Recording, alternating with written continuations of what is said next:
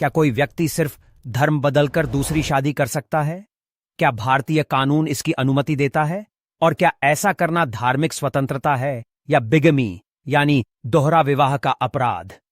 He used religious conversion as a pretext for bigamy, Your Honor. It is a fraud upon this court. But was the नमस्कार दोस्तों, आज हम चर्चा करेंगे सारला Mudgal 1995 case की। यह ऐसा मामला है जिसने भारत में विवाह, धर्म परिवर्तन और यूनिफॉर्म सिविल कोड पर गहरी बहस छेड़ दी थी। यह केस असल में कई याचिकाओं को मिलाकर सुना गया था। मुख्य याचिकाकर्ता थीं सारला मुदगल, जो कल्याणी नामक एक एनजीओ की अध्यक्ष थीं। यह संस्था महिलाओं के अधिकारों पर काम करती थी। मामले में तथ्य ये थे कि कुछ हिंदू पति अपनी पत्नियों के साथ हिंदू विवाह अधिनियम 1955 के तहत विवाहित थे। बाद में उन्होंने इस्लाम अपनाया और दूसरी शादी कर ली। पहली शादी कायम थी, पत्नी जिंदा थी, तलाक नहीं हुआ था। ऐसी ही 4 अलग अलग याचिकाएं सुप्रीम कोर्ट पहुंचीं। सब में कॉमन सवाल यह था, क्या धर्म परिवर्तन करके दूसरी शादी करना वैध होगा? अब थोड़ा कानून समझ लें। हिंदू मैरिज एक्ट, जिसमें एक समय में केवल एक विवाह की अनुमति है। सेक्शन 17, यदि कोई हिंदू दूसरी शादी करता है तो वह बिगेमी है और दंडनीय अपराध है। इंडियन पीनल कोड सेक्शन 494 बिगामी को अपराध मानती है, जिसमें 7 साल तक की सजा का प्रावधान है। सेक्शन 495, यदि यह बात छुपाई जाए तो और सख्त सजा हो सकती है।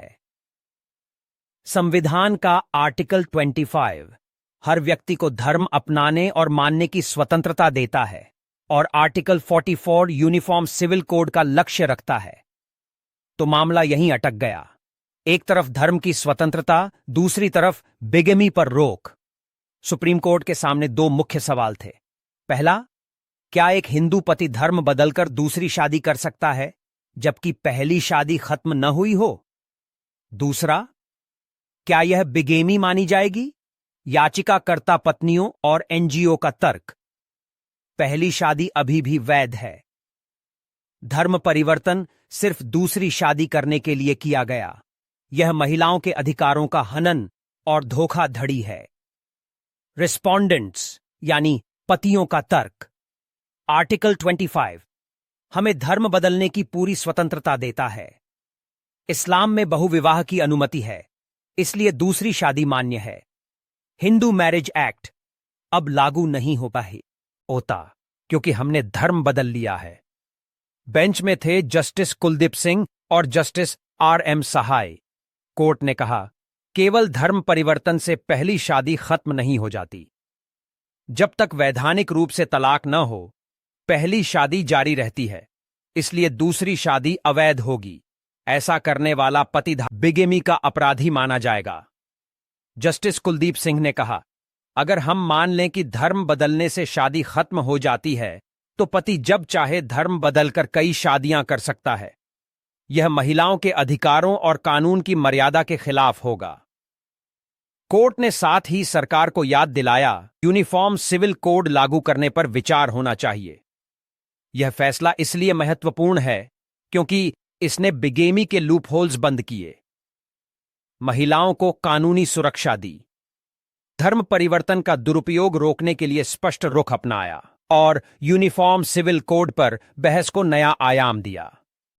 लेकिन हर फैसले की तरह इसकी आलोचना भी हुई। कुछ आलोचनाएं इस प्रकार थी कि यह धार्मिक स्वतंत्रता पर अंकुश लगाता है। असली कन्वर्जन और बनावटी कन्वर्जन के बीच फर्क करना कठिन है। सरकार ने यूसीसी पर कोई ठोस कदम नहीं उठाए। सकारात्मक पक्ष में कहा गया कि इसने महिलाओं को इंसाफ दिलाया, धर्म के नाम पर शोषण पर रोक लगाई, विवाह संस्था की गंभीरता को बनाए रखा। इस फैसले का असर बाद के कई मामलों पर पड़ा।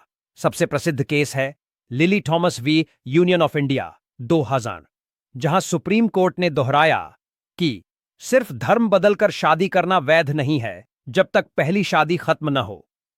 कानून आयोग और कई विशेषज्ञों ने भी सुझाव दिया कि विवाह कानूनों में यूनिफॉर्मिटी आनी चाहिए। आज भी यूसीसी पर बहस जारी है। तो दोस्तों, सारला मुदगल वे यूनियन ऑफ इंडिया से हमें यह शिक्षा मिलती है, धर्म परिवर्तन व्यक्तिगत स्वतंत्रता है, लेकिन इसका इस्तेमाल बिगेमी या धोखाधड़ी के लिए नहीं किया जा सकता। दोस्तों, अभी के लिए इतना ही। मिलते हैं नेक्स्ट वीडियो में। तब तक के लिए नमस्कार। यदि अभी तक इस YouTube चैनल को सब्सक्राइब नहीं किया तो जल्दी करें।